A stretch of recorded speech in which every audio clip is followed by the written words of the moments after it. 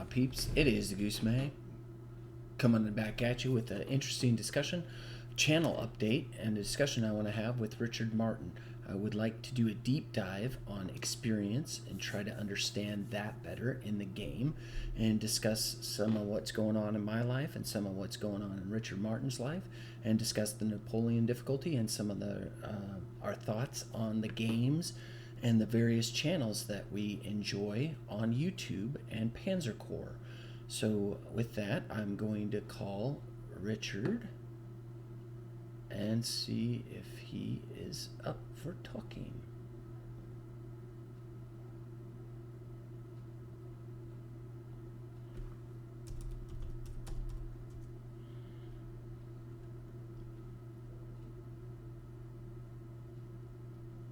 Can you hear me? Yeah, hey Richard. I How are you doing? Oh man, I'm how am I doing? I spent like an hour and a half teaching my son chess. He's getting into that. How old's Uh your son? he's 12. Oh wow. Is he pretty He's starting to adept? become a man. It's interesting. Just so you Let's know, see. so you're all on board. I already started recording. Yeah, I'm recording too, just in Perfect. case something. Yeah. So and I have to stay up to date on my field, which is rapidly changing. Um I Meaning your think job. anybody in like Yeah, like anybody in either IT or data oriented field is kind of bearing the brunt of revolutionary changes. You And mean eventually this AI? will all filter. Yeah, yeah. So all of this stuff is going to filter down. It's I'm mostly doing it because I'm bracing for impact. Because uh the world is a very different place and most people don't realize it yet. I would agree with It's that. like one of these like I think something big has happened and it's but like the masses don't realize how big the thing is. Hmm. uh AI like AI is getting pretty crazy. But that's not like I don't have to do AI, but it does have an impact on my field, if that makes sense. I think it does. I try to stay up to date. Oh, I'm sure. I'm trying to just stay up to date on all this. That's all. It's a lot. It's too much. Like I can't do it, but I'm trying to loosely stay on top of it. Uh, so like I don't know how you do it, Goose. You post so many videos. I'm struggling to. Uh, I just don't have the time. It's I I'm don't know. very blessed with not needing very much sleep. I'm working I don't know what crazy. that's like. I'm working crazy hours at my job. I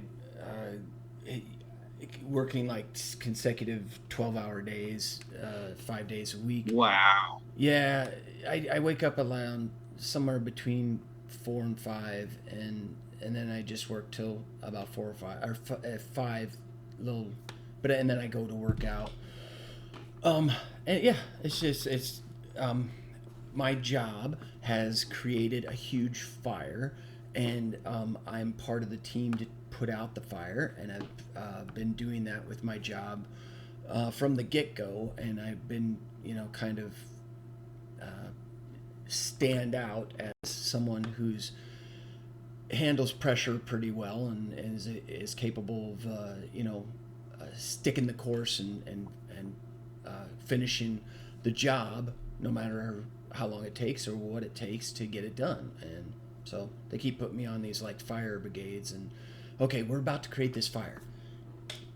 We don't know what I the hope they impact pay is you going to well be. for that. I, Like I I, hope you are you salaried or no, I'm paid so per you hour. get overtime? Oh yeah, You get overtime. oh yeah. Okay. That's what makes it worth it. That's how you can afford what is it, 12 kids? I lost track. 10. Double You have digits. 10. I know. You're double digits. Yeah. I know families that have 21. Wow, that's amazing. That's great. You start at 18 and you don't stop, I guess. What's that? I guess they start at 18 and they're very they're Orthodox families. Oh, okay. So like so some sects are just like pop out those kids, baby, and don't stop. I know. Yeah, I had a professor in college. He was Catholic. I think he had like 9 kids. that's I, that's I had great. a I had a math professor.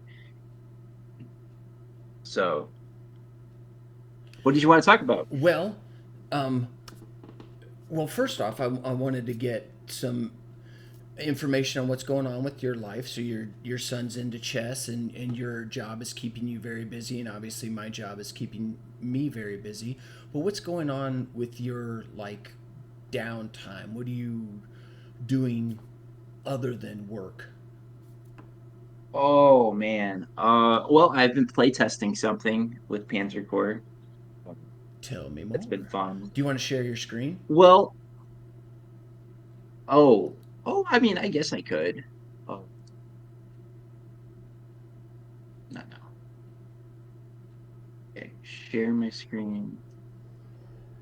Oh, Because I plan on sharing my screen and trying to take a deep dive on Locarnus's mod and the whole trying to understand the experience thing.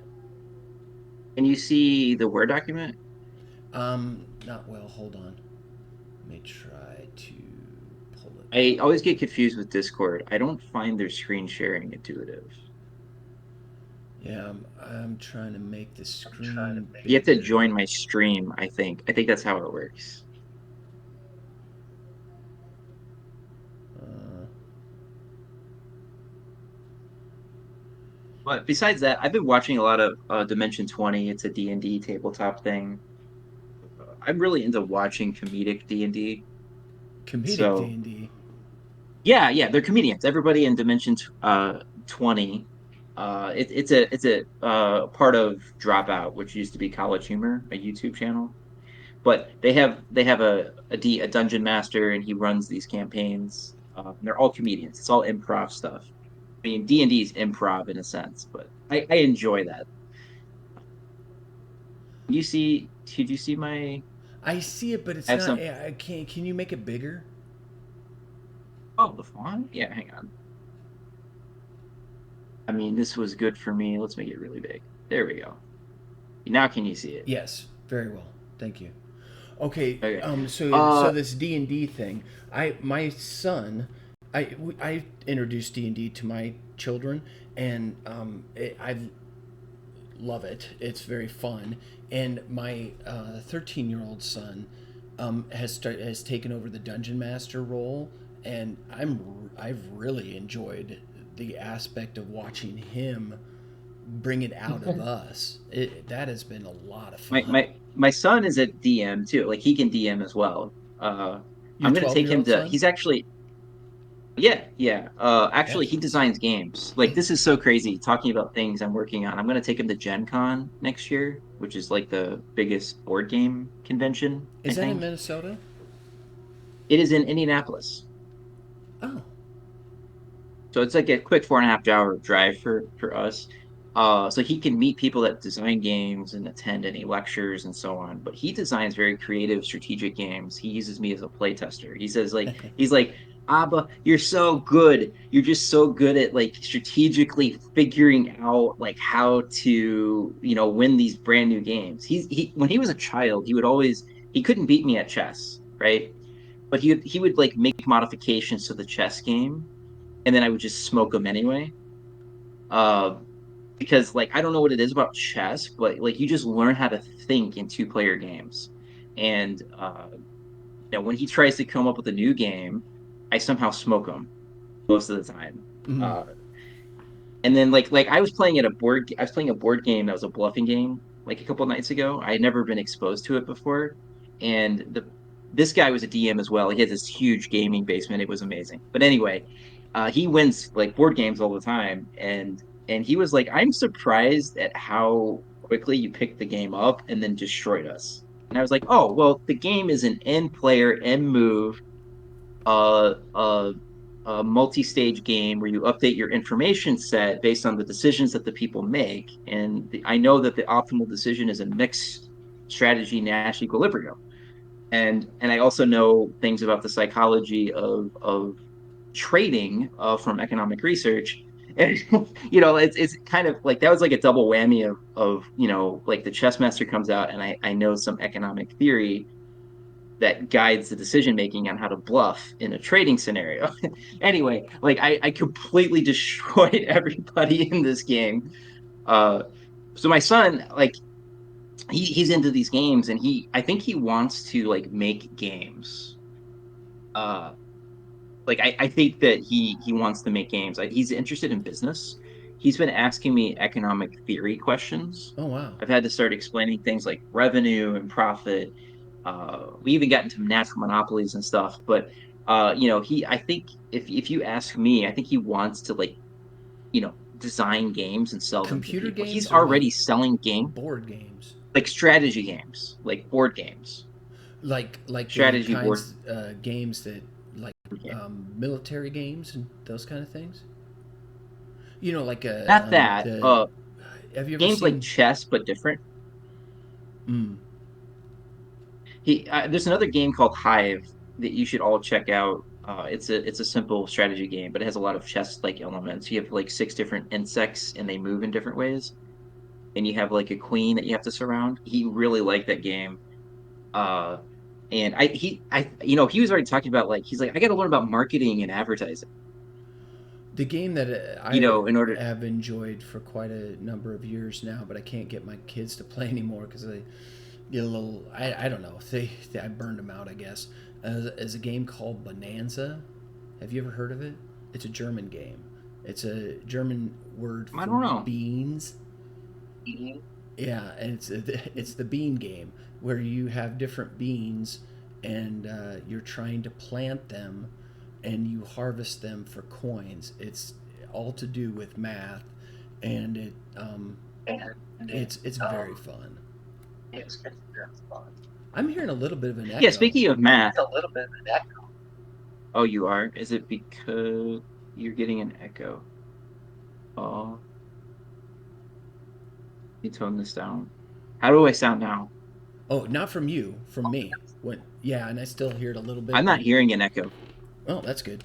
Um, Do you have another mic on? no, not that I'm aware of. Oh, So let me tell you a little bit about me and what's going on with me. So this year, Richard, I turned 50 last year at the end of the year, and hey, half a century. yeah, I finally made it. And I don't know if it's a midlife crisis or whatever, but it's just like these opportunities to do things I've never done before have come to me, have been presented to me, and I've taken them. So I ran a 5K. I'd never run in my life, and I ran a 5K in the 4th of July with some buddies of mine at church, and that was hard, but I was pleased because I never stopped. I ran the whole time, and I got uh, like 32 or 33 minutes somewhere in between there. They didn't have like a time thing, and then I turned 51 last Sunday, and the day before that, my last day as at 50, I ran 4 miles in the woods. That was killer. That was hard. And all of this Oh yeah, comes. trail running. Oh my gosh, we're running up these I've done a hills. It was so Yeah, yeah, hard. yeah. It's so Actually, hard. Goose, it's kind of funny. I've done running too. My brother maybe I did a 25-mile mountain marathon with No shingles. way. Yeah, I did, and it hit 90 degrees. Oh, I think like a shock like 83 people out of 400 couldn't even finish. oh my We were gosh. My brother made me do that. When did I you do actually that? I still do. Yeah, he made me do that because I was obese. I'm actually obese now, but I'm working on it. I'm like doing 15% gradients on treadmill. But of And course, the biggest thing to lose weight is what you eat more than absolutely, your exercise. absolutely. So I've had to finally I got to start cutting back on the pizza. I really like pizza. It's definitely like it's just so good. Like, but I have to like if you cut out all like sugar, that will hyper accelerate. Right. losing weight, because that's the thing that really dismantles people. Um, because sugar is often in drinks, and there's no fiber or anything to slow down the processing of it, and it like spikes your blood sugar and it makes you hungry and everything. Mm. But anyway, so I've been in the running, like I've done trail, like I've done 17 miles on a trail by me Oh when it my was muddy goodness. and it rained on me, and I was in shorts and a t-shirt, and it was iced too. That's brutal. So It could. I know what was that? That's brutal. You're It putting was. yourself through that. It took I did it because I wanted to, but it was I remember I had this moment. I was at the halfway point and it started raining. I was like I started laughing. Like you know how like things get so absurd that you don't know how to react and you just start laughing about it. While you're going through it. You're at rock bottom, right? Ugh. Like the situation is so bad. You're like, how can it get worse? Right? I was already really tired and I had to come back. And then it started raining and I was gonna be on ice on that section of the trail. Oh jeez. Uh, so I got through it. I mean, by the end though, it was so muddy. I was slipping and falling everywhere. Um, but when I got through it, you feel really good. You're kind of like, if I can do that, you could do a lot of things. Right. My brother just took me on the third tallest mountain in the Smokies. Oh He lives in nice. Tennessee now. He took me, and it was funny. It was 13 miles, really brutal gradients, and you could, as we were coming down, we could see the soul leaving people. What do you Most mean? people do not make it to the top. Like, yeah, Oh. it's one of the most popular. It's the most popular hike in the Smokies, and in the most popular time of the year too, because it's beautiful up there. In the fall, it's absolutely spectacular views, So you just did and this you could just recently? see, yeah, yeah. But we did it, and we saw just like as we were coming down, like people looked defeated, like they look like they didn't have any willpower left to go on. And they Uh, because they were ascending and or I they did were that hike descending? obese. They were ascending. Okay, so The they were the like, I can't do ascension. it. I can't do it. I got you. But you had just Yeah, it's finished, and funny. you're I like, did that. Yeah, I actually did that hike obese, technically. well done. Uh, so it's like it just shows how a lot of it is willpower. But there is a physical component. Like if you physically can't do a hike, you physically can't do a hike. Right. Uh, With that, but I'm like super stubborn. I did a week long trek, actually 8 days full total in the SHT, the Superior Hiking Trail up in Minnesota, with a buddy of mine and his three boys and two of my boys this summer, and it was I've never gone hiking before. I've gone backpacking and things like that, but this not like this. I never spent the night in a tent, and here I am, spending a night in a tent for 8 days or 7 nights, and oh my gosh, it was suffering like I never knew, and I just dreaded it each day until about the fifth day, fifth night or fourth night into the fifth day is when it kind of converted from this sucks. I'm just doing this to have a closeness with my boys and um, that kind of thing to really enjoying myself and embracing the suck, so to speak, and really getting a lot out of the trip. It drew me closer to God, closer to my boys than I ever thought possible. I'd never been madder at my boys than on that trip, and never felt closer than I did in the I think midst of that's it. a you talk about through hikes. One of my goals is when I retire is to do a through hike, like do the Pacific Trail or the Rocky Mountain, not the Rocky Mountain, what's it called? The Continental Divide Trail. Uh, but to do that, you need to be in pretty good physical shape. Mm-hmm. And the thing with through hiking is a lot of people get enthusiastic about it and they're like, I'm going to do 20 miles today and then, 20 miles tomorrow. But the reality is your body has not Mm-hmm. adjusted to constantly hiking. Mm-hmm. So it's recommended you do like 5 miles, maybe 7, then 10, right? It's Yeah, something reasonable. right. Because if you push too much, your body just can't handle it. Well, Um, going with the boys, we wanted to, do something that wouldn't uh, break them down either. So, I mean, we did 50 miles total. but speaking to your thing, it's often been stated by through hikers that it's almost like a spiritual experience when Yes. when you do a. It's part of why I want to do it. I think I'm a big fan of self actualization. Like I think that there needs to be more of that. I think a lot of problems would go away if people had the freedom to kind of chill out in nature for a bit. Hmm. Get away from these societal pressures. You just go work your 9 to 5, right? Come home and watch Hmm. Netflix. I think people need humans evolved outside. Just to remind everybody, we evolved to be in sync with the rising and setting of the sun. And there's something unnatural about the way humans work now.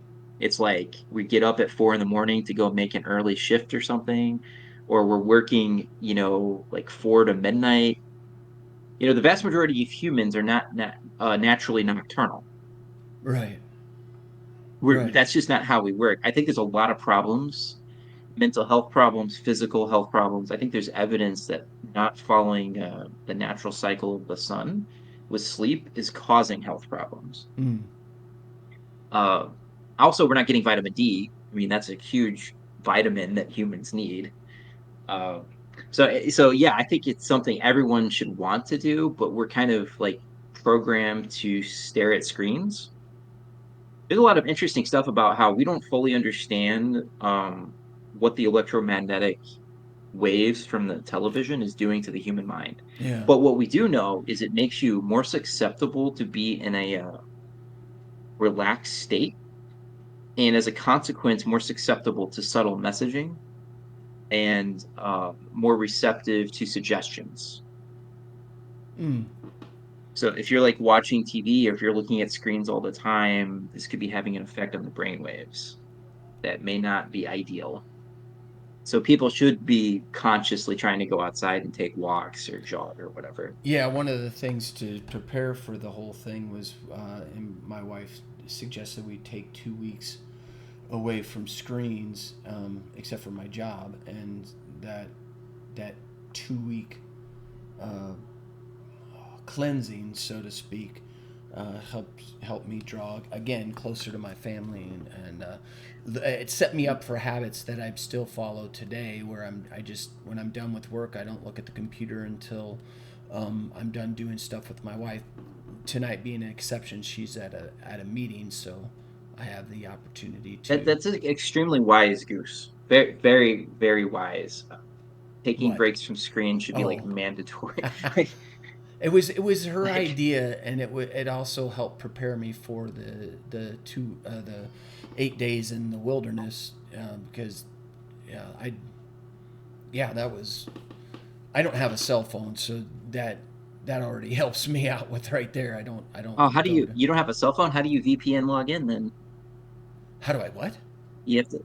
How do you have to? Your remote worker. How do they secure the login? with my Like when you laptop. get onto your computer. Yeah, but like nothing you do is secure without My it. laptop is it has a No, it you has still have to do a VPN login. yeah on the Otherwise, it's not secure. yeah no it has that on there. Oh, do you have a process on the laptop and not through the Mm-hmm. phone? Mm-hmm. Oh, right, right. I keep forgetting this. Not everybody has a smartphone. You're living in like 1600s England or something. So yeah, so you have, if you work remote, normally you have a login on the phone to do the VPN thing. Yeah, no, I'm Wow, quite that's the odd duck, not having a cell phone for actually, though, it's a good thing you don't because there's less data tracking on you. right, right. That's a small reason for why I don't have a cell phone. I like to be unplugged. Okay, let's But if let's you were interested in what I was working on, right? yes, you want to show I was me working what? on I'm almost modding mods, if that makes sense. Hmm. But I was working on a unique difficulty setting with modifications to deductors file. It's been a lot of fun. This was me. These changes. I was converting some things to core units on the map at Poznan, so you don't have to buy these units. I made a few placement changes. I replaced the cavalry with a or replaced the mountain unit with cavalry, which makes way more sense. Oh, yeah, I don't know if you know this. You can change like rule files. Let me hold this up. You could change what? You could change a bunch of things in the rules file. Um, like experience growth. Um, hang on, I let me pull it up. So deductor puts in like you can change the campaign, for instance. You can change the equipment file, the game rules. Pull this up. You can see this game rule file here. Can you see my WordPad here? All I see is changes to deductor mod. Oh, never mind. That's because I think it's only fixed to. I think the way I'm sharing it's fixed. Anyway, you can go in and you can do things like change the experience growth. How much does it cost to overstrength something or provide scenario replacement costs, regular and elite? You can change what the elite replacement costs are in the scenario. Uh, that what this rule here was the base cost is usually 200%. And usually is what that means is if it costs like 9 prestige to elite replace 1 strength point on a unit, it would cost 18 prestige to give it an overstrength point if it's at 200. But it would cost 13 if it's at 150. Uh, so there's things you can do to change other components to the game. What is the normal overstrength base cost? It's 200%. Oh, Uh, why would you want to make now it I cheaper? look because detectors units are very expensive. So he makes the base cost of almost all of the units much higher. So I thought I actually did the math on this. If I set it to like 165%, it's about the same as the old game, the base game. But I have like unique rule set I was playing with, so I wanted to make things not as outrageous in price. Uh, and then what else did I do? Oh, I made changes to the bridge engineer. Uh, I gave them +1 initiative. I think there's an error in the equipment file. This is very funny. The Volkstrom, the volunteers in 45, they have a higher initiative than bridge engineers. Oh, jeez. So I think there's a mistake in the equipment file. I gave them they have 1 initiative. I think they should have 2, and that definitely improves the bridge engineers' performance. And then I upped their ground defense and air defense because I think that they should be able to hold their own on a river pretty nicely. And I didn't know how to only buff their defense on the river, so I just buffed their ground defense. Mm. Uh, and then I raised the price a little bit just because I buffed their stats. And then I gave recon move to Panzer One and the Panzer One A and the Panzer One B, just so that they're viable. Like I think they're hard to use if they don't have a recon move. And then for balance purposes, I you can give a class label to the units in the equipment file. I'm saying the Flampanzer is on the Panzer One path, so you don't lose experience when you upgrade to it. Um, You mean the and Flam then I changed Panzer the that's normally a Panzer II? Is it a Panzer I One don't remember. Flam? I think it's called a Flam. I can look at the equipment file. It's got a different classification. I don't remember what it is. But I'm giving it a Panzer One class, so that way it's in the same class. Oh, Panzer. It's actually in the I Panzer II class, and that's why if you oh upgrade the Panzer II F, that you who's the other super tank that you get in 41? Rondorf. Yes, Heinz Rondorf. If you upgrade him to a Flam, which I almost always do, it's free. I mean, not free. It's a cheap So upgrade. so in Deductor's mod, he doesn't have that same classification. Meaning, Interestingly enough, it's not the same. There's no upgrade path for the. You can upgrade to a Flam, but you would lose experience. Yeah. So he didn't give the Flam an upgrade classification that works for anybody. So I made the Panzer One that upgrade. If you're playing with a Panzer One in 41, you should be rewarded with something. Is my argument. Uh, Also, he changed the rate of fire to 88 to 7, and I think that was Too restrictive. too much of a nerf. Like I think the rate of fire is higher than that in the base game, much higher than that.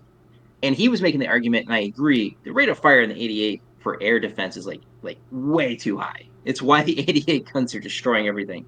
So like lower it, but I think he lowered it too much. So I just raised it to 8. It's working out very well. You've got a very powerful air defense, but it's not insane. The And then way for that balance purposes, I want to the way that Battlefield Europe nerfs all the AA, all the AA sucks. But the caveat is it all AA can be converted to anti tank at the same time. right. So I that's pretty deductor. cool. I kind of like it's a lot of work to do that. Like I don't know how to do that properly. You have to have an image. There's like you have to add in new lines in the equipment file. So the way it works is the 88 gun is in the anti-tank section of the equipment file in the anti-aircraft section. What's 188? But I don't You mean oh that's 10.8 the is that what it's called? I don't know. to I 10.8? 10.8, yeah, the 44 version. Uh so it's that's the one thing I want to be able to do in the equipment file, but I don't know how to do it properly because I think you have to add images and there's like all this data you have to add.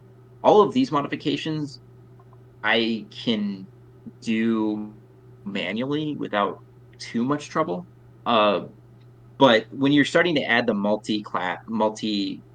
what do you call it? When you switch the switch feature, that's not simple. Yeah. Like you have to add in that new equipment label and stuff. So um, that's how it works. The 88 has a presence in the Battlefield anti-tank Europe section. has, especially low harnesses. When I played through Africa Corps, there is almost every single unit has a switchable class. Yeah, that's a lot of work. If you go look at his equipment file, it blows up Yeah. like the anti-tank section. I don't know how Actually, to do that it's the properly. tank versus there's very few anti tanks compared to the amount of units that can be classified as a tank and a tank and something Oh, else. maybe he combined the anti-tank with the tank section. I'd have to look, uh, but it's a huge equipment file. It's much, much bigger than Yeah, the default equipment file. yeah. It's a lot of work, man. There's a lot of work that goes into that. I don't want to mess with it. I'm like, I'm already hitting my comfort zone doing this. Hmm. These are all things people can do. And then for balance purposes, I wanted to change the Stug 4 to Stug adding label, so that way one of my anti-tanks can upgrade to it without a penalty. And then I need to give the Hornets the Martyr 2 label. Uh, oh, I did this so that I could upgrade one of my Stugs to a Stug 4 without penalty. And then I need to give the Hornets a Martyr 2 label so my Martyr 2 can actually upgrade to something. And then in 44, I wanted to give the Panzer IV a Jaeger. I wanted to give it a Martyr 2 label as well. Like I want the Martyr 2 to not just die. So I want to give it like an upgrade path. Mm. And then I want to give recon move to the Panzer 2F in 41.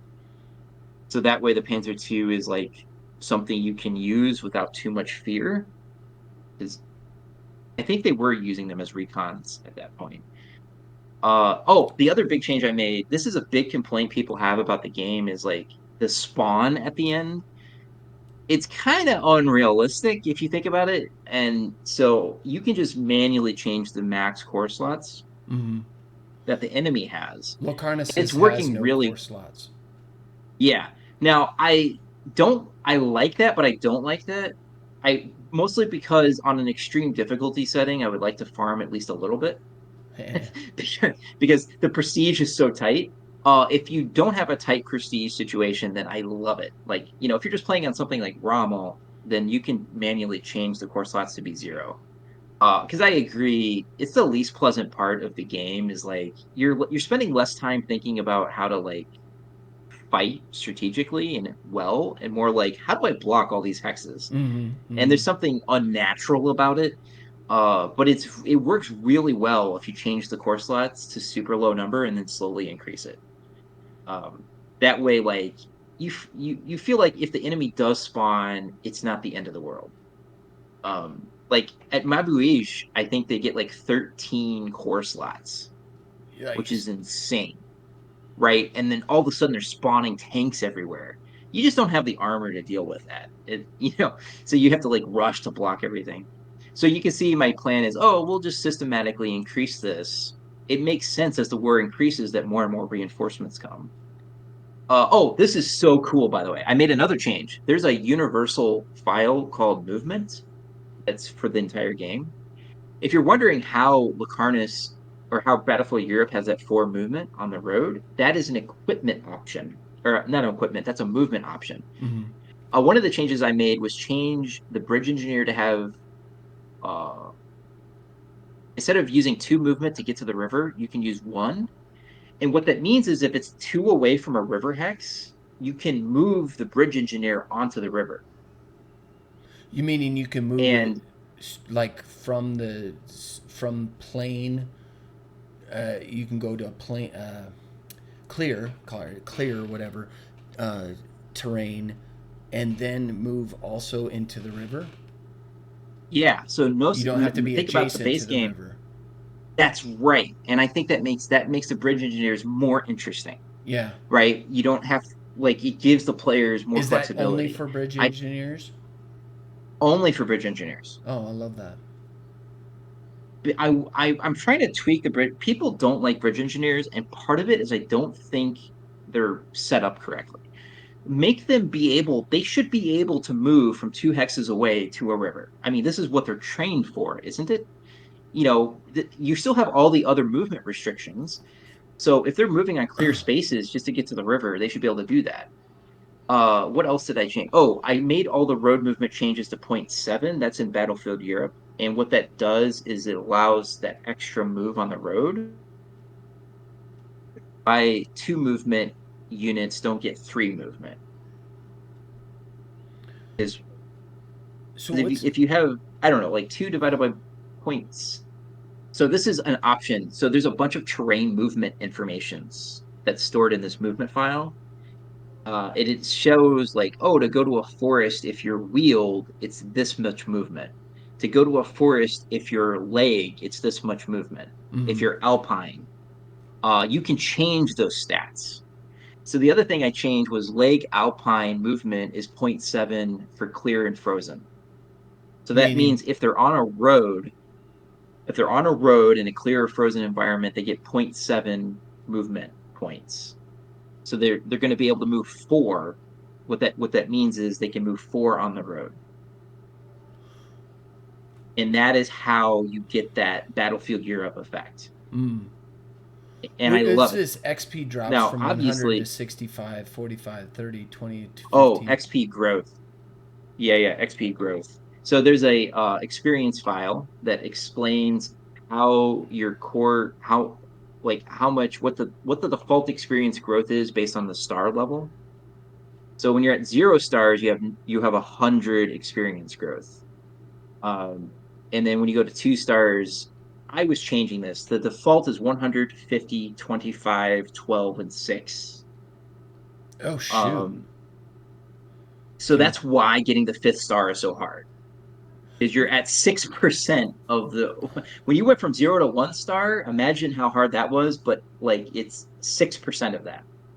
Well, I mean, if we're So playing on 25% prestige, isn't that like 1%? Because doesn't it drop the percent? yeah. So that's the default. So if you do a double field marshal, for instance, that means that 6% would become 1.5 Right, true. when you're And I going think from it four to drops five. it. Yes, yeah. So it's really hard to go Right. from 4 to 5 stars. On Deductor's mod, I'm playing with 10% experience, or I was doing a unique difficulty setting with 10% experience growth, double Rommel, and then 200% experience for the enemy, and then 200% for 200% on prestige. So Yeah. you're getting a 5 star. You get a 5 star unit at Piatek, for instance.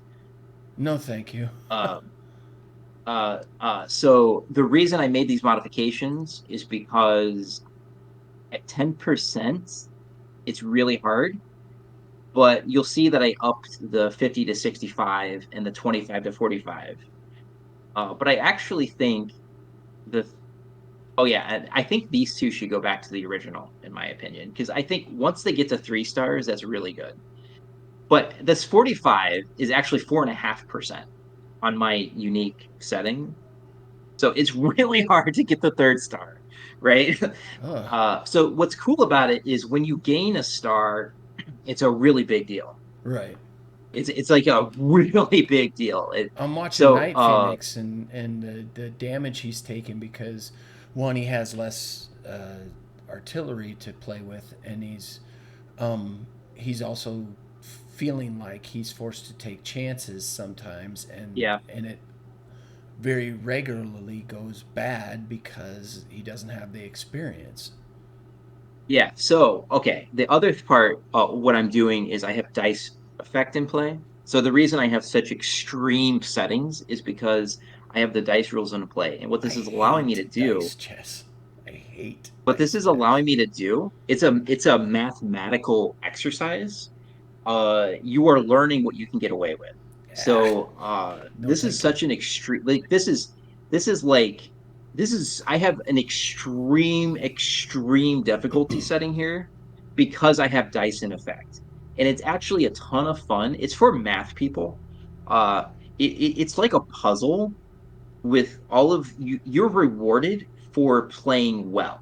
See, So when you do that the mass attack bonus, yeah, I understand that, but so if okay, you so let me just talk a little bit. So Keen does these things. Are you aware of Keen, um, is it on the another Panzer forum? Corps player? Yeah, but he's from Russia, and he creates mods. Um, uh, he's very skilled. I played him in multiplayer, and he kicked my butt so much so I don't like playing him. And I'm pretty good at multiplayer. But and he's not really interested in playing me anymore because I'm easy for him, I guess. And but he creates mods, and if you look on the forum, he's created like many mods, and he's shot me these like emailed me these mods, and I have them loaded somewhere, but I'm not interested in playing them because he says you have to play them on dice chess or chess mode, um, and try and solve them. I don't want to do Oh, that. I well, don't this like that. is so I actually play tested, by the way, ultimate mode with dice because I was fascinated by Delta 76 playthrough, which if you guys haven't checked out, you should check it out. And I'm starting to realize why it's trivial, like why he's posting these videos uh so easily. It's because it's actually too easy. Like that's a weird thing to say. Like on ultimate mode, dice suddenly neutralizes a lot of problems.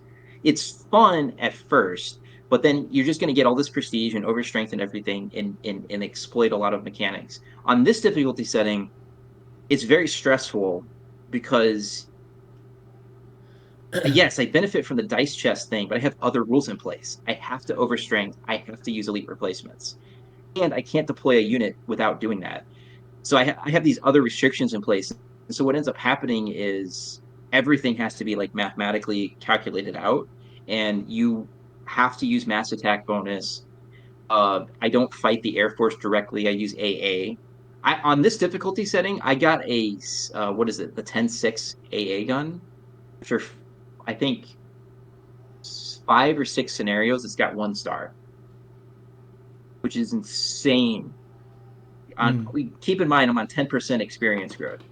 And the reason it got that high is I could farm and then I would attack the fighters like over and over again and not have my fighters attack it. Because in Deductor's mod, the fighters are insane. Like you just do not want to tackle them head on with inexperienced units.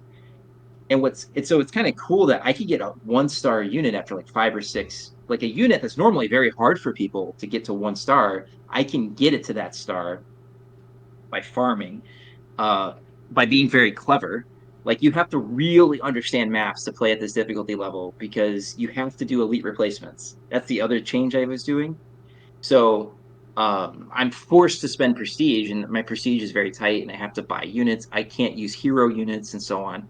So it's like, so when you have dice chest in effect, I think that the setting has to be really extreme because then you're rewarded. So if you play good classic Panzer Corps, it's nice to be rewarded for that. Like, okay, the mass attack bonus is going to work. One of the things I do like about it is that the air battle is very predictable. Like one of the most difficult parts of playing Panzer Corps is managing the air battle. With dice chess, it's trivial. It because I can just hit things with ground units that are AA, and then the planes go to the airfield, and then I farm them. And it means my fighters don't have to engage in combat that they will take losses in, They can and just that attack I ground really like units. that aspect. What was that? Yeah, they can just attack ground units and get cheap experience. Yes, yes. So that part is really fun.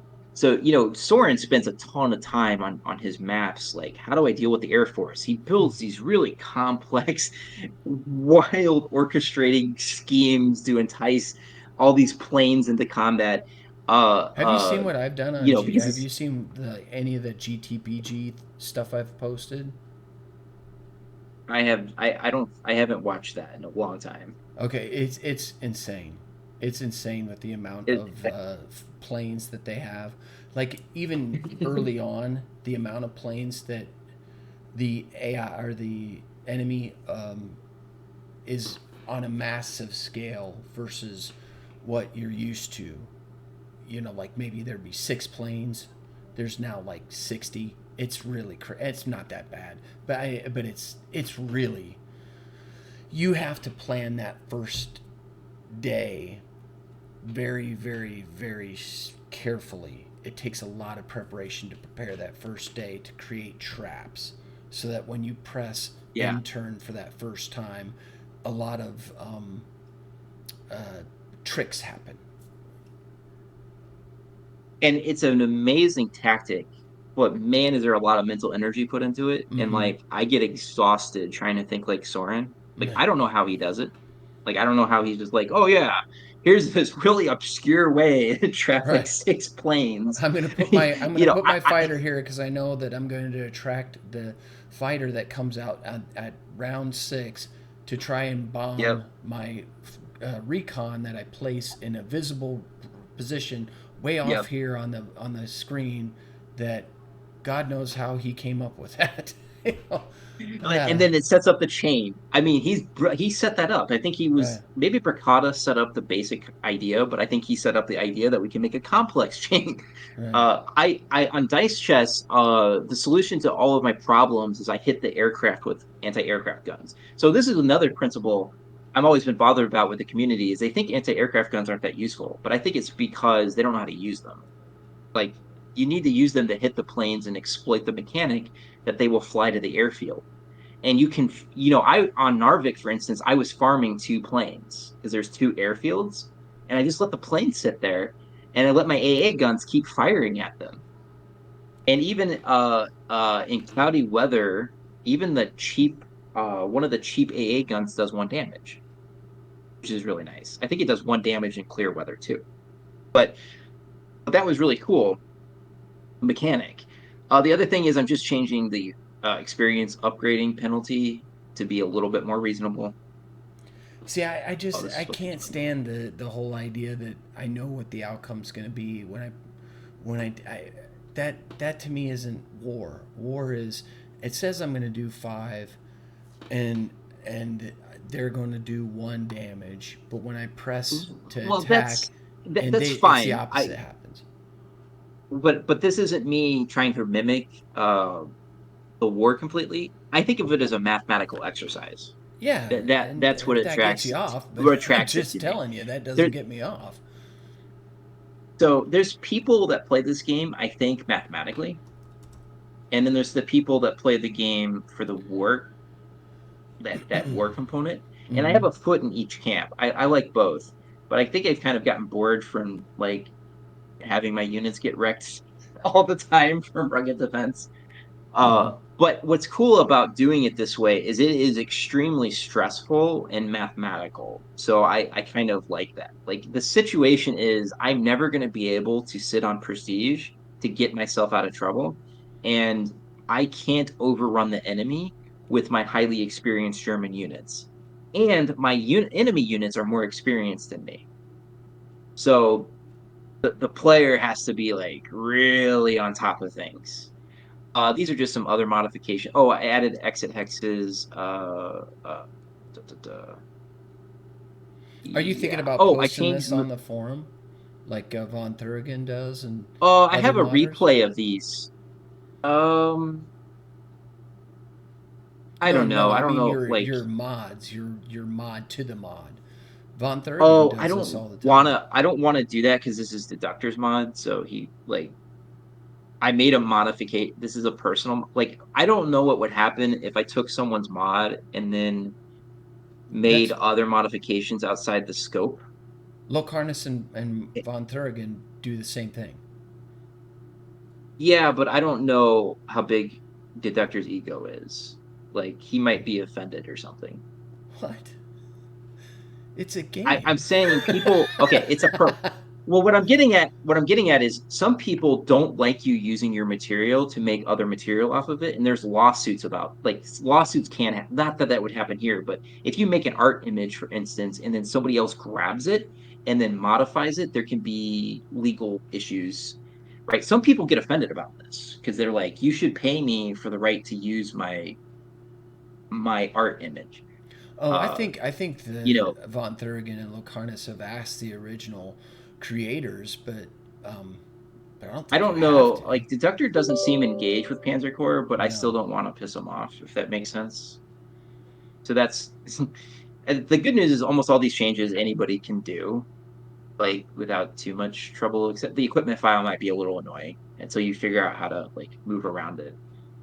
Uh at it. Yeah. So this was these I wrote these down so that I have to make these changes for the next year. Some of them, not the movement, but some of these changes I have to make, and then I can make changes on experience growth and everything per year because there's a rules file in every year, and there's an equipment file in every year. Anyway, that's why I have it like this. Um, and it's really fun. I think of it as like a puzzle that I have to solve. Like, how do I get through this map without losing strength points because I don't have a lot of prestige and I can't deploy the units unless I give them elite replacements. I'm always looking for a way to like uh, make things puzzle like. I like that aspect. Like this difficult. I don't have a name for it. I don't know the difficulty. Let me type it down for people. Well, 10%. Your Napoleon difficulty sure got a lot of traction. I'm really I impressed I with made it the. as like a meme. Like I did post a video like this is mimicking Napoleon's failure in the Russian campaign. Like we all know what happened to him at the end of that, right? Right? uh But it 100 has or inspired a 200%. lot of people. Night Phoenix was the reason why I got a channel in the first place. He used to post videos, and he was very new to the game, and he didn't understand the mechanics of it. So I understood the mechanics of it. I didn't have a channel at that point. I just had a YouTube thing, thanks to my Hmm. son, who set up a Google account or whatever. I don't know what the hell he does, or what he did at the time, but he helped me understand that, and um, he let me have a YouTube channel, but I didn't have anything, whatever the hell that means. So anyway, so I helped him out, gave him tips on how to play it better, and he used to put like videos, like a little videos explaining while he's reading out a little video of like you're seeing the battle. It was really cool. But then he got rid of his channel, and when he got rid of his channel, I was like, Where'd you go? Where'd you go? You left a void. You left the void. So I created my own channel because he left for a little while. He came back and he has like 4,000 subscribers. Yeah. Yeah, it's I great. mean, yeah, he's I've been kind of enjoying he's suffering. I mean, it's going to get a lot worse too. But this is the rule set. This is hard, guys. This is very hard. This is like a mathematical puzzle. The dice mode has to be there, or you're just going to fall on your face because you're going to get damaged and you're not going to be able to deploy your units. The thing is, you have to give elite replacements and you have to give max overstrength. So the reason I have 10% experience growth is to delay that for as long as possible because you're going to go bankrupt if you're getting all these units, like they're getting a star, and then it's like, oh, I have to give it overstrength. Well, there went all my prestige. So it's so if I want it, must be to be deployed. I should put that in there. So you have to do this. You have to give them elite replacements and max overstrength to be deployed. Oh, rule of one is in effect, by the way. Rule of one. That's another part. The rule of one is awesome. I don't. I almost don't even want to play a campaign without that rule now. That was like Harness and I were talking about it, and I was like, you know what, that is such a great idea. And Deductor would support this. Deductor was always trying to like showcase units when he in his playthrough, and I think he would love this rule. I just wish I could. I wish he would engage with me. I've dropped the comments a couple times over the years. Hey, this is happening, and he doesn't seem interested. So Yeah, I think he would come back. I have always, it was Bricata that showcased various units in his playthrough, and I was like, oh, I was intrigued by using different units than the best units, and so I started creating my own, like only using two of each type in a campaign, and then Locarnus asked me to do the the Battlefield Europe Africa Corps campaign with the rule of one, and I had to bite the bullet and accept that, and I'm really glad I did because it really forced me into playing with units I would have never considered, and plus I also tried to make all the new units I purchased Italian, which forced him to come up with new Italian units, which I wish Uhu would take that concept, that idea, and expand his repertoire that you can play with in Italy Core, because the units that are available on Italy Core suck. Yeah. And I'm playing with the rule of two on that one because I'm just It's done. I'm probably done for a while. impossible Yeah. otherwise. So, yeah, this is the rule set right here. Mm, Uh, and I'm telling you, I love it. It's for math people. I haven't made a video about it because I think, I don't know. I've probably made enough videos about different. I don't know why Napoleon took off. I mean, people know it's a joke difficulty, right? Like, no, no, it's a challenge, and I love I don't the think anyone's going to inspiration that. succeed. Well, I've created difficulties that I give up after a while. That super hard one came up with where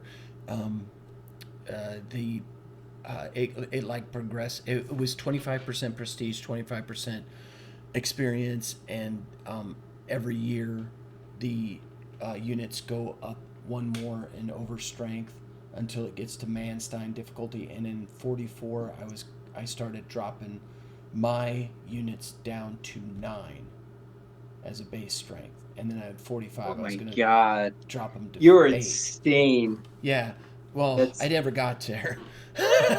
I gave up after what was it that broke me? Oh yeah, Tatsinskaya. That's what broke me. me. I think I know what I want to call this while you're talking. The mathematician Difficulty. difficult. Yeah, because this is really hard, guys. Let Uh, me show you you're something. gonna Can I share my screen? yeah. Okay. I'm going to Oh, I'll show stop you. sharing. I need to watch a stream. Give me a sec. Application screens.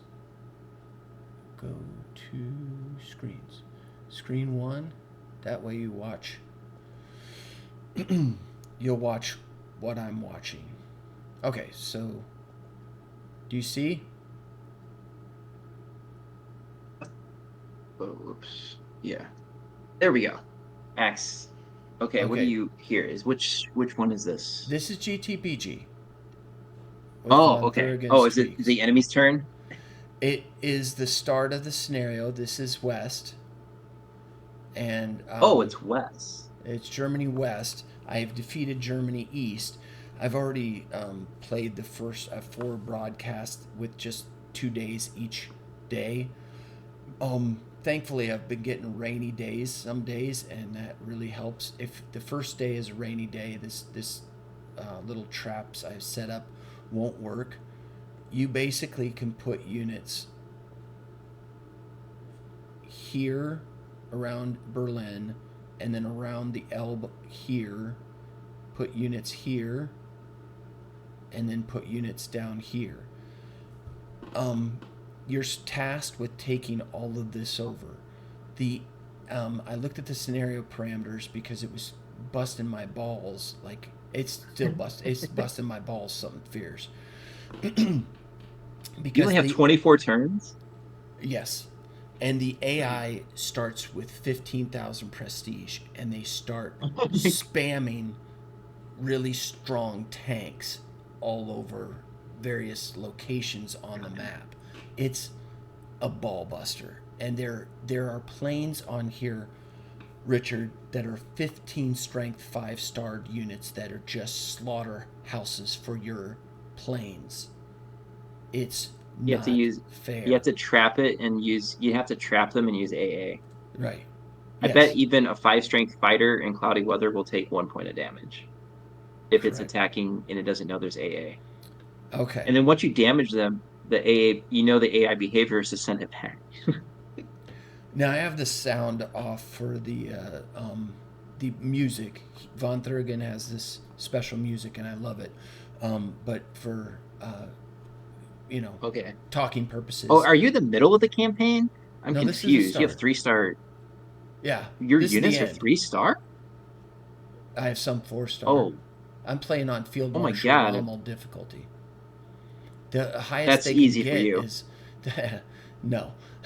not in this. It's not easy. Yeah, look at my prestige. I have 39. This is busting my balls big time. Experience cap is at 500. So watch this. Oh, good. It's sunny. So the planes will do max damage, right? Right. And I've set up traps. Oh boy, and they're getting more prestige. Yay! Well, let's see. What's is this 44? When is this? This is the end. This is 45. Oh, well, that's why you're suffering. The Allies had a lot of units. I mean, the reality is the Germans they had really weak units at this point. Right. I mean, they were throwing boys and like old men out there.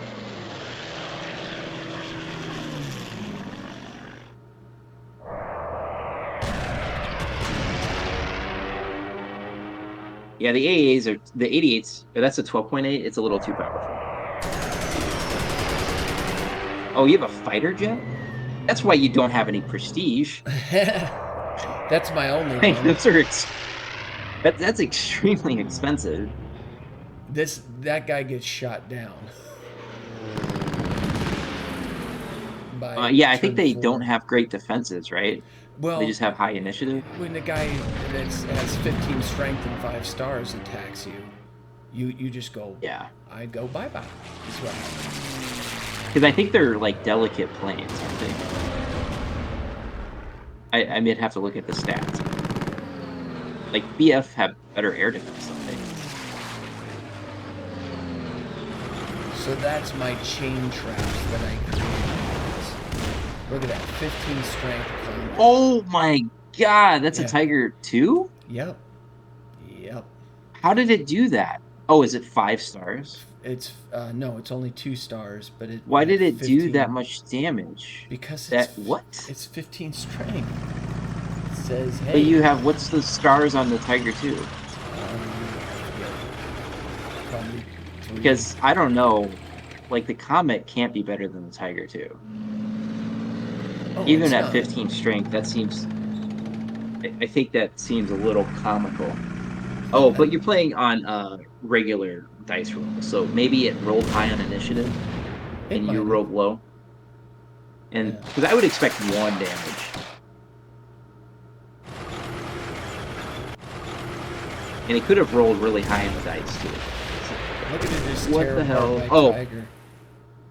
oh my God! It's in close defense zone. That's probably what happened there. Because your defense is terrible. Well, it has 4 close defense, so maybe not.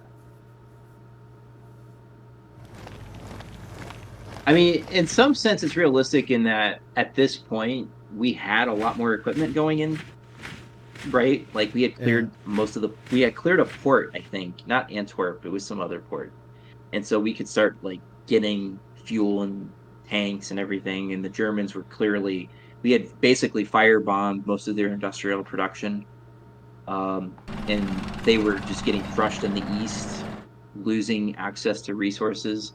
So it shouldn't be too surprising that the German units are feeling overwhelmed here. That's putting it mildly. I mean, the hammer was coming down. Is this Right. March of This 40? is May of 45. Oh, it's May. Oh, it's really bad then. Right. Yeah. Well, because The, I there, have defeated the Russians in Berlin and Germany East, and now I have to it defeat them in Germany West. looks like that's not happening. This is where I'm at right now as of the last time I recorded. Where is it? I believe I don't know it's how this you keep track of all of these saves and not accidentally delete one. You should like have an auto email your save file on your desktop Yeah, to see, your so email in rain case. helps. So this Oh, is it where I'm caps at. their initiative. Yeah. Oh no. They just keep spamming these darn things. I How many really units have you lost at this point? too. Oh, that's not bad after 8 turns. I mean, you're getting overwhelmed. I mean, they're just Right. you're not going to clean this map. Well, I'm gonna try. Not in 16, I guess 17 turns. Yeah, look how much prestige I have. I have 12. You have These nothing. these suckers, they have 15 strength, 5-starred, Oh, and 26s, and they got more up here. Let me just surrender it so you can see what the you're heck I'm not. You're facing. not doing it. It's not happening. It's not. It's not like uh, I'm gonna come up with something. look at that. Oh my God, the armor. That Uh, might be a little unrealistic. I'm not sure. Like, did we really have? I it's mean, maybe by May we might have overwhelmed with that much armor. I don't know if we would have had that kind of armor. We would have had Shermans. and they Like keep. if that was a bunch of I've Shermans, destroyed so many planes, but you're not even close. they come with more. These 15 strength meteors. Oh, it's just killer. They just one shot my planes if they find them. Ugh. Well, to be fair, there wasn't a German Air Force at this point. Right. Ugh. Like, It's rough. It's rough. that's Yeah. what it probably felt like Mm. to the Luftwaffe. Yeah, we sent our fighter squadron out, but there was like 10 times as many planes. All right. Now this is what I was hoping to go through with you. I set up Locarnus's um, grand campaign. I set up a test thing so we can work with and help me understand the experience thing a little better. I set up. I can't find much like with the way attacks work, like a lot of that stuff is hard coded, but with experience, I can't even find. I don't think anyone's even experimented with. We know what causes experience growth. You have to kill and suppress, and the quality of the unit matters that you're killing. But like, is there a hard formula out there? I think it's hidden if there is. Um, but I Right. did explain to you that it's a 50% cut every star. Now, I don't know if that's true with Battlefield Europe, if they made it. I don't know if they made modifications to that. I could check. Uh, Battlefield Europe. Let's take a look. Okay, so these, the way he set it up is he starts them out with 160 prestige. I'm sorry, experience on if you play it just on kernel difficulty.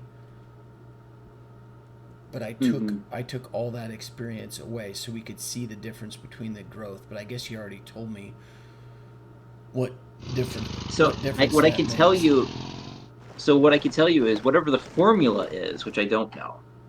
It's just like 100% normal rate of return on the attacks, and those attacks, the reward for the attack will change based on how many you kill, how many you suppress, and the quality of the unit. Mm-hmm. So this But I right don't know what here that formula is. shows that it'll be two kills, um, two To suppression. suppress. So let's save this little experiment right here. Test two, just one, and let's see what happens when I attack it. Oh, All right. that was a good outcome for a rugged defense. Yeah. So let's see what that did to the experience. That was a lot. That is What's the difficulty insane. setting here? Kernel. And this had 0. So no, there's no. Oh yeah, that's why. So you got a rugged defense and you did a lot of damage. So rugged defense also boosts your experience growth. Really? Yes, 51 it's good. experience, 3 kills, rugged defense. So it all depends on if they get an attack back. If they shoot at you, that Oh, that increases also, the experience you get. yes, yes, that was a perfect attack for experience growth. If you think about it, the only Yeah. way it could have been better is if you did more damage or if you took more damage. Uh, like if you took 9 damage and then wiped the unit out, it might have been a star. Like, That was 11. This has a for star. doing 2. Yeah, so it's cut in half. So it would have been 22 if it had been 0 stars. It would have gained Fire 22 back. experience. All I right. also I think it's possible if they fire back you get experience, Yeah, you but I does. You yeah, do. I'm not It does entirely sure. because Oh, you do. I've Okay. played around with it before. The issue is it's much like with attack, you're like with attack and defense. Somebody had to like run the See, experiment, look collect the at that. data, present it. Look at that. It What happened? okay. This unit attacked 2, hit 2, and it and Into the 11. cavalry hit or fired back but didn't hit me, and I get 11 experience. You see that? 11 Yeah. experience, And what'd you but get? this one it fired back and it hit. I killed 3 and it killed 1 and I got 10 experience. So I got less experience. Yeah, so there's obviously even more complex stuff going on. Yeah. It With baffles me. so the only way is somebody would have to literally manually collect the data on as many different combat encounters as possible with all the unit classes. And frankly, probably you would want to look at different units within the unit classes. Like one thing I can tell you is like the 7.5 centimeter artillery piece gains experience much faster than the 10.5. Because it has a It just higher it rate of just fire. oh yeah, rate of fire probably would have an impact on this as well. So you would have to like collect a crazy amount of data. You'd have to like do a manual Monte Carlo exercise or something. Like you'd have to collect all of this data from these random attacks, store it, and then do an average. It's a little different from the attack defense stats because that's fixed. Like, it doesn't matter about anything else. Doesn't matter what the strength of the unit is. Doesn't matter what type of unit it is. All that matters is the absolute difference between attack and defense. And there's a hard-coded value that says what the probability is of damage. And then you multiply that by the strength of the unit. So anyway, for this is much harder because there's a lot of hidden variables that we may not know. I don't think we have access to that data. I've certainly never seen anyone on a forum talk about it. No. I couldn't find anyone that was like doing raw data collection. And if you think about it, it's a lot of work. Yeah, this Like, is. You would have to try so many scenarios. Like, what about rain? What about snow? Think about See, the air attacks and is that cloudy gonna weather. give me a better outcome? Yes, it did. Yep. Because I killed more. Yep. Wow. See, I don't understand this. So I wonder, did you get a rugged defense on that one? No. Whoa. Interesting. You'd have to do that again, trying to get a rugged defense and hope you did more damage, and then you could see what the difference is. Because I was gonna be like, oh, you get 3 experience per kill, but you did get a rugged defense there. But you killed one more, so you might get a lot of experience for a kill. It might be like 10.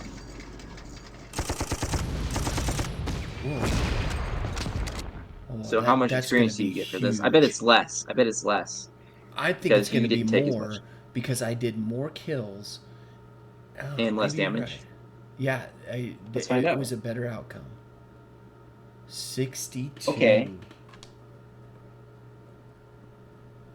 You did 5 damage. Okay.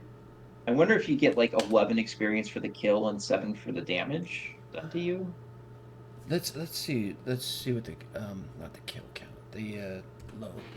Let's try to understand this a little bit. So 2 shot back at me. That percentage is that percentage of killing you. So you take 31 times however many unsuppressed there was. Was that 8? There was 8 originally there, but I. Okay, so take 30. So you take 31% times 2. You get 0.62, and you round it up, and you get 1. That's why you took 1 damage. The 31% is hard coded as the difference between effective defense and attack, which in this case is -2, or -6 because it's the cavalry to the Crotchetson. So that's a serious penalty because normally the damage percentage is much higher. It's like in the 50s. And you can get it, like, the bigger the gap between defense and attack, the higher the percentage to kill. Your effective attack was 3 minus 6 minus 3. Notice that your kill rate was 26%. So you had 10 strength, so you were expected to do 2.6 units worth of damage, or 3, because you have to round. So you were expected to kill 3 from your attack. No, 2. But you did a lot more than that. You killed 5, though. Right. That's because of the dice rolls. Then the dice rolls come in. But if you didn't have dice rolls, you would have killed 3. And but you killed so many that there's only 1 unit or 2 units that could fire back. Because you also suppressed some.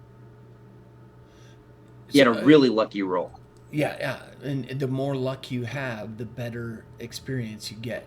So so it says 5 killed, 2 suppressed. There's only 8 of them, but 2 fired. There must have been 9? No, there was 8. Oh, why did 2 fire then? Did you fire at the same time? No. But then if you fired at the same time, they would have all fired. Oh yeah, you crushed them on initiative because of the mass attack. Why?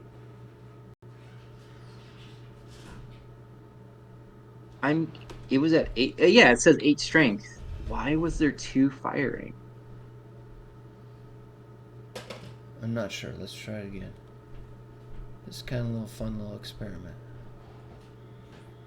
And that's what I like about this game is you can set it up with little cheat codes and set up each unit to have 0 experience. Oh yeah, by the way, people, there's a cheat code. I forgot what it is. It's like Control Alt Delete something, Control Alt C, Shift and then you Control can like Alt C. And then you can do hashtag prestige, hashtag experience. Now that didn't get the rugged defense, but it was the same as before. Will it be 51 again? No. The So you the got rugged. 11. Hey, that's interesting. You got 11. So we learned for a 0-star attack against cavalry rugged defense, it's 11. I think it would be even more if it was like a tank or something. But yeah, you got 11 experience for the rugged defense. So if you did it again, but you only killed one less, I think you would go from 51 to 40. So I think that first one you killed 3, and So it the damaged you initiative, I'm 3. working on the initiative. That's why I always fire first, unless they get a rugged defense. And then Correct, because they only had 3 fire back, and all 3 killed. because of the dice roll, but only you would only expected 1 kill because the kill percentage is 31. Right. And if you take 31 times 3, you get 0.93. So that would round up to 1. I'm just trying But to you got really understand. lucky. You got really lucky and unlucky actually on your dice rolls. Mm. Yeah, I don't know what the hard formula is on experience growth. It would surely be useful to know that. Well, would it help with planning? There's So you're going to have more experience there from the 62, I think is what you had before. right. Is you took 64. Yeah, you got 2 more. That's interesting. You gained 2 experience from the damage. So, okay. So, yes, you gain experience from damage, but not as much experience as when you damage somebody. And it might be at a rate of 5 to 1. Like like if you so you get 10 experience for killing one, and if they damage you 1, you would get 2. Mm. And that only would be the case, we know, for cavalry at 0 stars. It may not be the same for a different enemy unit. And Hmm. then I would think if you damage the unit once and it damaged you once, you would get 12 experience. And then if there's a rugged defense on top of it, you would get like 23 experience. Well, that should just tell us right there how much damage. So I totally whiffed it. Only suppressed one, so 7 attacked me. Okay, so 31 times 7. 6 Uh, experience. So that it's 2 experience for yeah. each Oh, kill. there we go. That's only for cavalry though, because I think it might be more if it was a tank. Like if you did that to a tank, I think it might be like 3 or 4. So you do get experience for getting damage, but it's much like lower growth. Like it's much better to kill a unit and not take damage Right. Right. And you want them to fire back. Because for. and miss. Right. That only got me 6 though. It's interesting because I How much think you're damage? right. The unit type, must Yeah. must get you more experience. I So wonder. if you're attacking I with a wonder if tank, it it's doesn't accumulate the experience as fast. what's the value. What's the value of the Crotchetson? Like, what's the unit value I don't know what you in mean. this mod? What does it cost to buy it? Oh,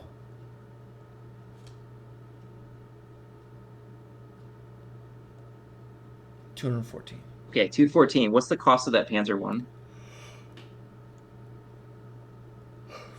178. 78. That's the difference of like 36, right? So that's enough of a difference that maybe that rounds. I wonder if it's not unit type, it's unit cost. That Hmm. might be a faster way to do the experience growth, No, I think or an easier way. the tanks, like, see, that only did 2. That I damaged You him get 1. Okay, let's just look at you the get stats. two. Okay, so I damaged 1, and they fired at me 1, and that only got me 2 experience. This Hmm. damaged 2, and they You got fired back, like, six. I don't know, they fired back. But the thing is, isn't the 38T worth more? Oh, actually, Yeah. yeah. So I'm wondering if so they're both tanks, right? So Yeah. I'm wondering if the value difference between them is explaining the experience growth difference. That like I think that could be a part of the formula Oh. because the 30AT is worth more, and because it attacked a it's worth more, so the value of killing the cavalry, which isn't worth that much, is more limited in this experience growth. Like if a tiger tank attacked that cavalry, would you even gain experience? Because Yeah, I like don't. I mean, there'd be at some point when you're attacking with like you have 3 or 4 stars. Will we be able to get any experience unless yeah, we're one of the things I want to know is if there's a hidden partial fraction of right? experience Right. that's tracked. That's that's stuff we need to know. It's that three But this damage. is only because we're nerding out on super extreme, crazy difficulty settings that normal people don't bother with. That's But true. I don't know if the developers were ever like, yeah, obviously people will play on double kill Marshall. It's like, That gave me so you got 15. 5. Did you see that? You got I 5 got per kill. 15. Yeah, no, I got 5 kills. I got 3 per kill. They Oh, didn't the fire 3. back Okay, so you got 3 experience. Right. per kill. So 15.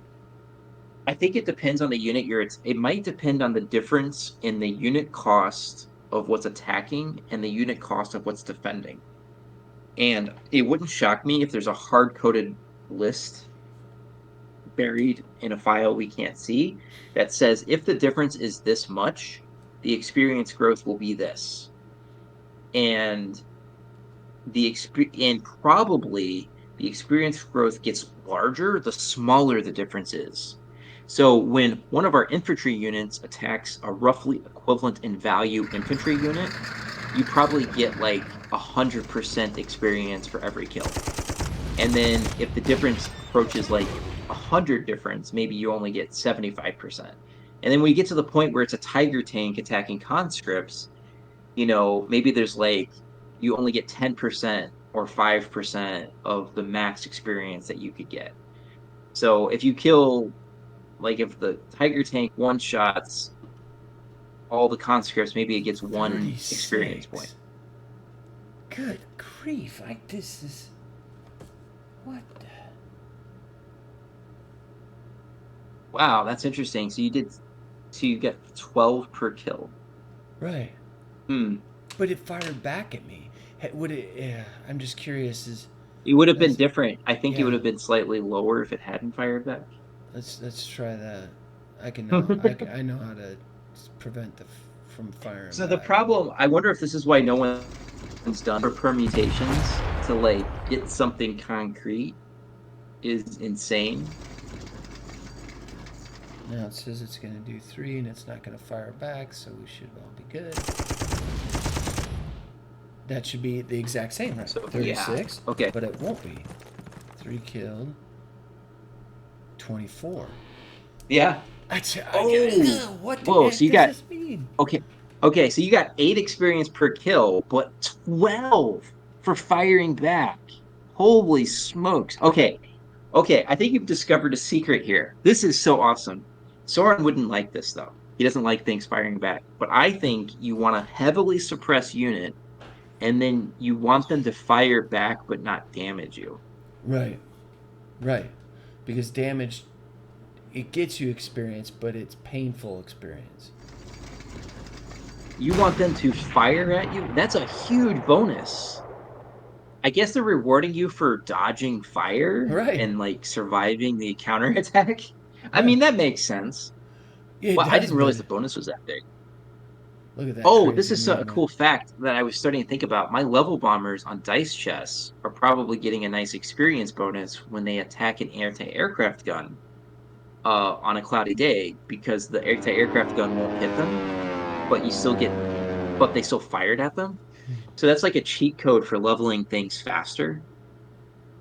Is like with your airplanes, you can on dice mode, you could just have them attack an anti-aircraft gun that will miss. Hmm. Well, Okay, I think you discovered a cool little secret there. I'm gonna save those, and maybe we can dive in another time. But I'm gonna need to wrap it up here because it's getting Yep. past my bedtime. As Ah, yeah, I gotta wake up at the butt crack of 4 or 5 a.m. and start another 12-hour yep. day tomorrow, Richard. Yeah.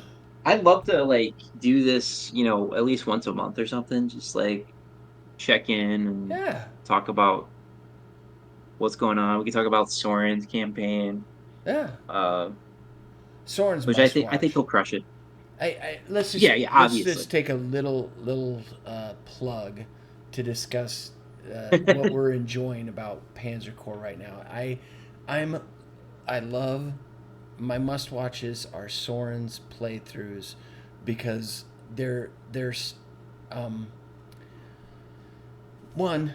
I love the fact that he names his units. I love the little synopsis at the beginning of where he breaks down Yeah. how he's going to break down the map. Delta 88, is it 88, right?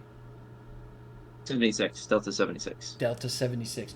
He does the same thing before he shows you what he's Yes. going to do. I think those really step up all and help prepare, making their videos must watch in preparation before you play a battle. And then Yeah.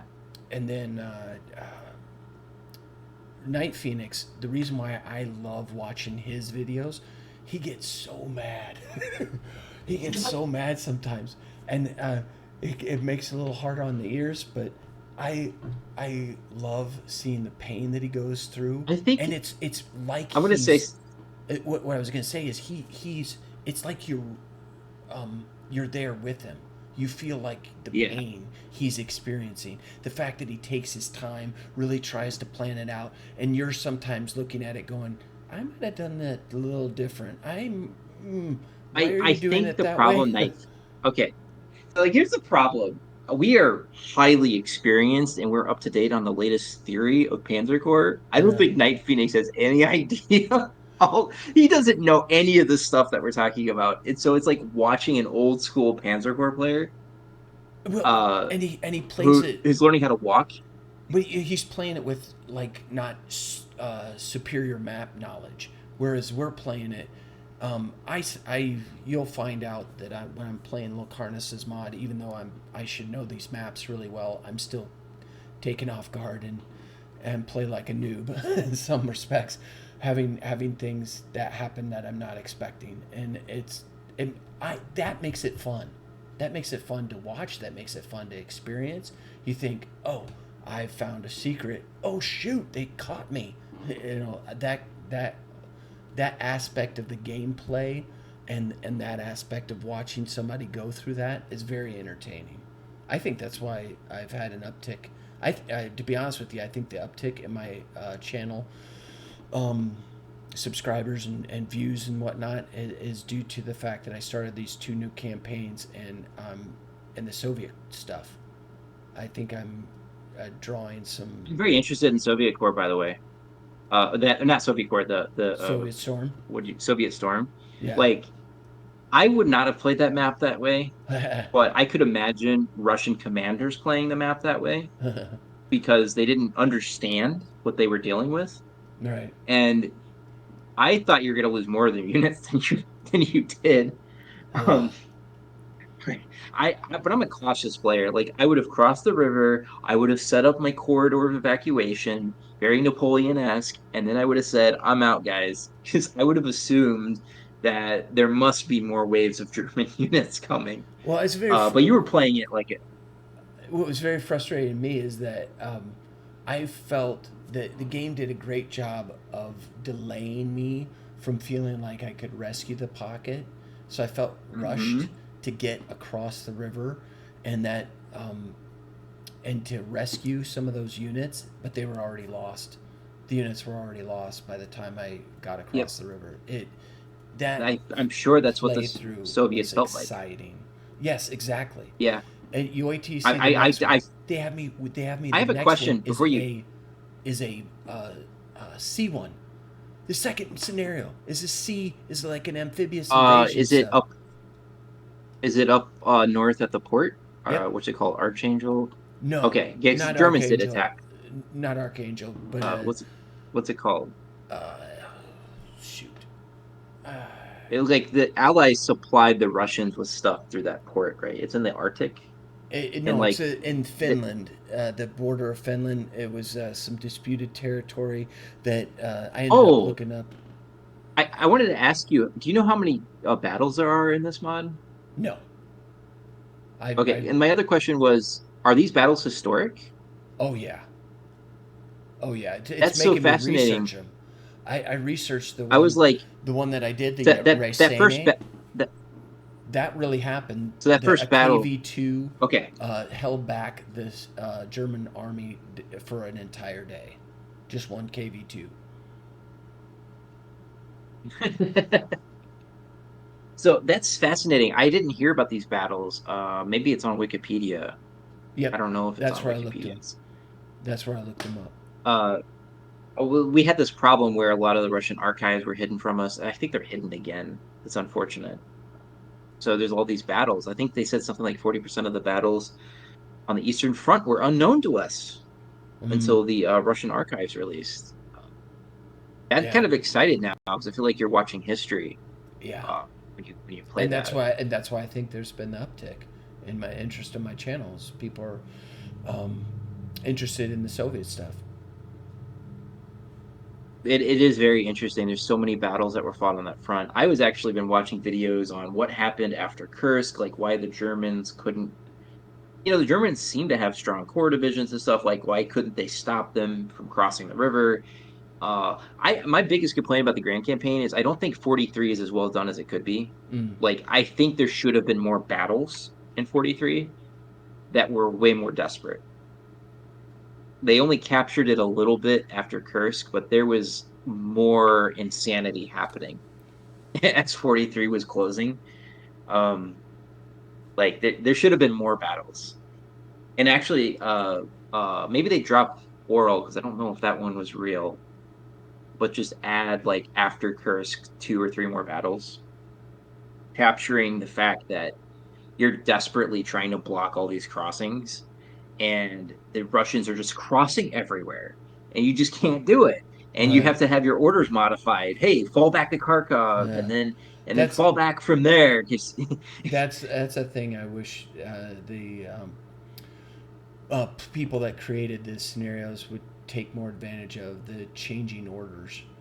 I love that Yeah, aspect in the first mission in and Africa Corps. I love that yes, aspect in this first mission in Soviet Storm, and it's very and it's enjoyable. historic. Right. Like the crazy thing is, it's just totally historic. The Germans really were like desperately switching their objectives. Mm-hmm. Uh, and obviously the Russians had to do that. Yeah, I mean it should be like Soviet Corps did that, didn't it? It had like switching orders sometimes. Yeah, yeah. On the first one against the Germans, Minsk.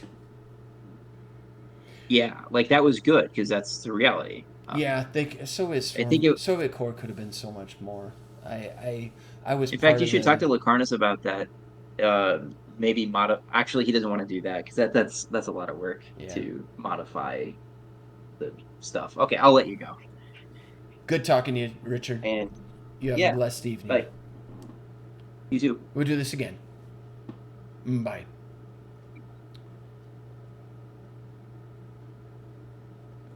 I think. Yeah. All right. Thanks for watching, and stay Lutheran, my friends.